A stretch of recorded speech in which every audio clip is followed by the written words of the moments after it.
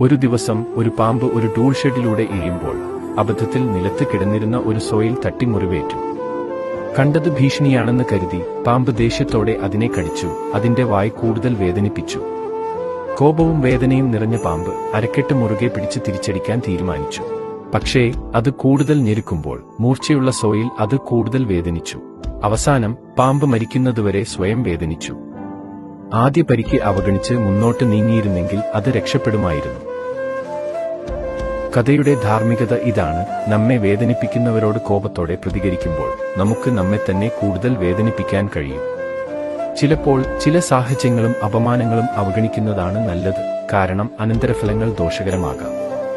നിങ്ങളോട് തെറ്റ് ചെയ്തവരോട് ക്ഷമിക്കുക. നിങ്ങളുടെ വികാരങ്ങൾക്ക് മേൽ അവർക്ക് അധികാരം നൽകരുത്. ഈ വീഡിയോ എടുത്തുചാട്ടക്കാരനായ നിങ്ങളുടെ ചങ്കിന് അയച്ചു കൊടുക്കുക.